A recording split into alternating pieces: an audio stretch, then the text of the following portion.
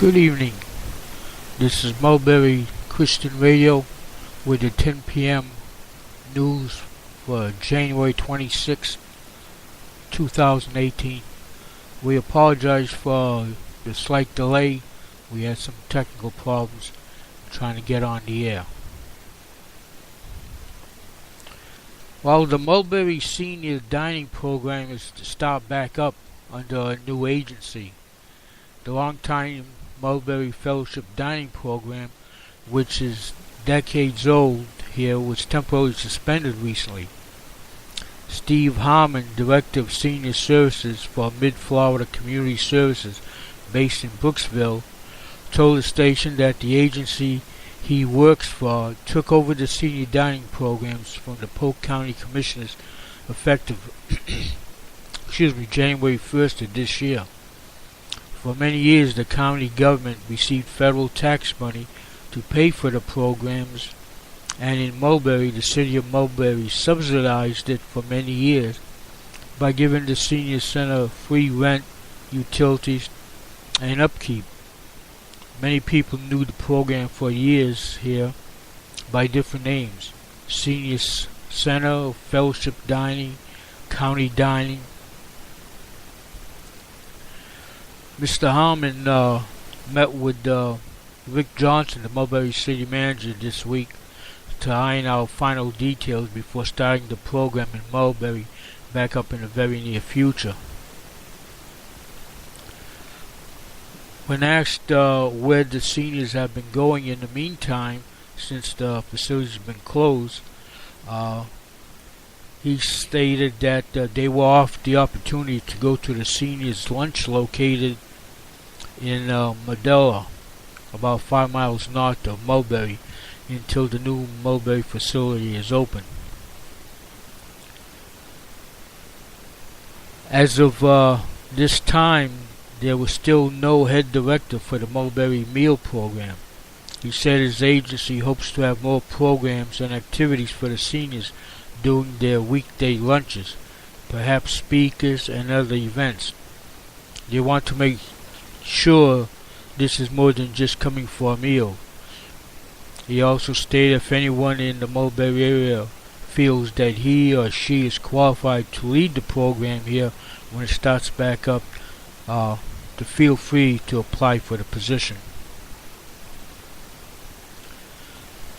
The qualifying time for the April 3rd, 2018 city elections is February 12th through February 16th. There are 3 commission positions up for re-election. Commissioner at Large for seat number 1, currently held by Rick Stratman. Commission seat number 3 held by Jim Splain, and seat number 5 currently held by Coach Colin Smith.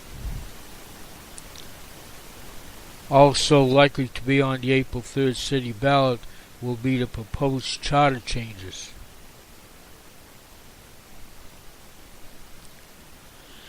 The Evelyn Bryant Cultural Festival is Saturday, February 3rd.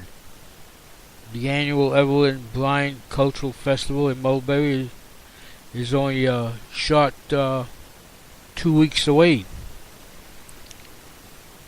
It'll be held in the downtown Commons starting, I believe it's at 10 o'clock. There'll be a food court, art show, booths and vendors, kids corner, arts and crafts, quilting, fashion show, and more. The event sponsored by the concerned citizens of Mulberry. If you need further information, you can contact Julie Taylor, the president, at 863-435-1223, or Annette Dempsey at 863-425-4918, or Elliston Smith at 863-425-3489.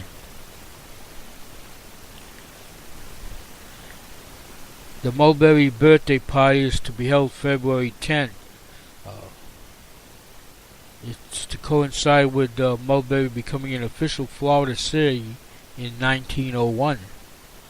The community will hold a Mulberry birthday party from 11 a.m. to 2 p.m.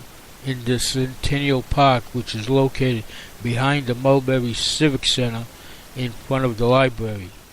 There'll be a car show, vendors, and other activities. Currently on display in the Mulberry Cultural Center next door to City Hall is the unique collection of Florida artist R.L. Alexander of Celebration near Orlando. It is called Forgotten Fairy Tales. Artists, as other creative people, usually have an area that they specialize or excel in. With R. Alexander, you can expect to find fairy tales, including castles, moonlit nights, princes and princesses, and even hedgehogs in various settings. The display continues in Mulberry until the 23rd of February. The Mulberry Cultural Center is open the same hours as the Mulberry Phosphate Museum, another local attraction, from Tuesday through Saturday from 9 a.m. to 5 p.m. Long-range plans are coming together for a larger new building in Mulberry to house the Boys and Girls Club here. Currently, the program meets in Purcell Elementary School after school during the summer. The Badcock family in Mulberry supports the program, named in honor of the late W.S. Badcock Jr., and family members are working on getting funding for a brand new building at the site owned by the city of Mulberry, which for decades has jointly housed Fellowship Senior Dining and the Mulberry Community Service Center. Mr. Badcock is helping by heading a funding effort to finance the new building for the program designed for young people. He and Mulberry City Manager Rick Johnson are staying in touch about this project. Polk County School Board member Hazel Sellers, who represents the Mulberry area, says she will not run for re-election. Instead, she supports a friend, Scott Jones, a store manager for public supermarket stores.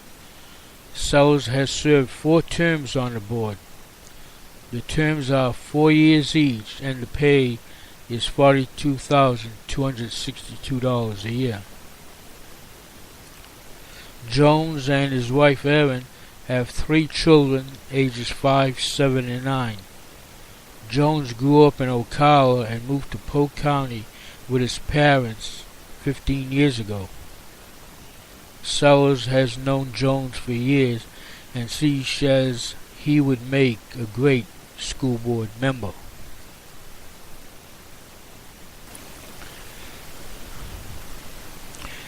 $863 Dogs, DAWGS, is an affordable local travel baseball team for boys ages 11 and under.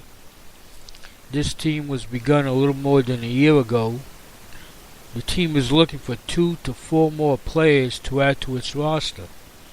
They are looking for boys that will grow and excel, who are coachable, competitive, dedicated, and loyal. They want boys who are hardworking and love the game. The team will begin tournament play in March through the USSSA. The team never travels more than 1 or 2 hours from home. Most tournaments are 3-game guarantees. The players practice in Mulberry 2 to 3 times a week and will scrimmage other local teams as well. 863 Dogs has knowledgeable coaches who absolutely love the game and who care about the boys. For more information, or if you have any questions, please contact Ralph Colin at 863-812-0318. Feel free to view the team's Facebook page at 863 Dogs, DAWGS, Boys Baseball Travel Team. As a new team, they are looking for community sponsors. They are a non-profit organization, and any donations are appreciated so these local boys may continue their journey towards success. The team thanks you in advance. There's a rummage sale on Saturday, February 3rd at the Peace Lutheran Church at 5790 Lakeland Highlands Road in Lakeland from 8 a.m. to 1 p.m. Clothes, push and rider mowers, blowers, line trimmers, chainsaws, pressure washers, general and miscellaneous articles.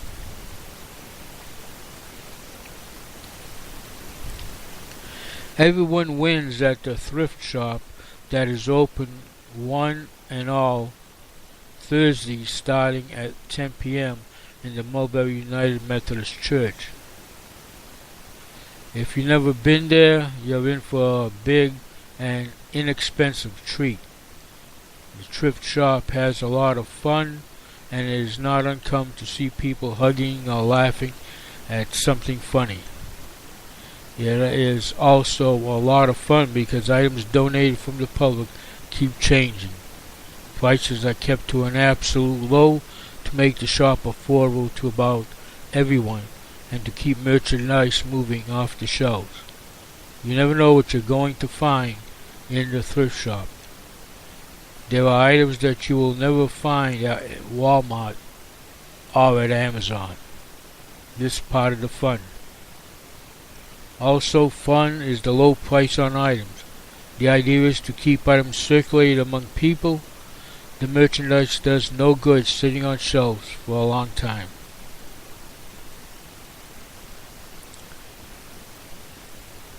And on another note, the civilian active shooter training presented by the Polk County Sheriff's Office will be this coming Saturday, January 27th, at the Polk County Sheriff's Operations Center at 1891 Jim Keene Boulevard in Winter Haven. The first session will be at 9 a.m. to 11 a.m. and the second will be from 1 p.m. to 3 p.m. On January 30th, they will be at Victory Church at 1401 Griffin Road, Lakeland, from 6:30 to 8:30. The training provides an overview of active shooter incidents and best practices about how to prepare for, prevent, and respond to an active shooter at your church, business, or other venue. The run, hide, fight training model will be covered, including tactics and strategies of what to do when law enforcement arrives. If you need any further information, you can contact the Polk County Sheriff's Office.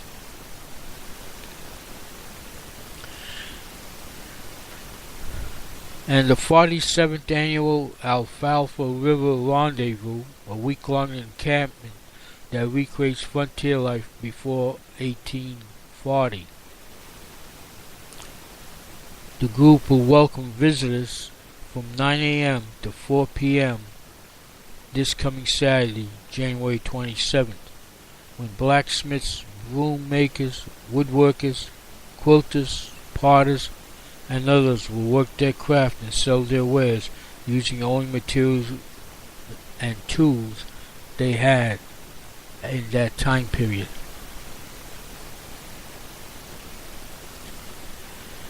Florida has a new fast passenger trains. A new passenger train system began operation in Florida last week, going from the Miami area to West Palm Beach. In time, the passenger trains, called Brightline, will be expanded to go to Orlando. No new tracks have been put down so far, but in time there will be new tracks on land alongside the B-Line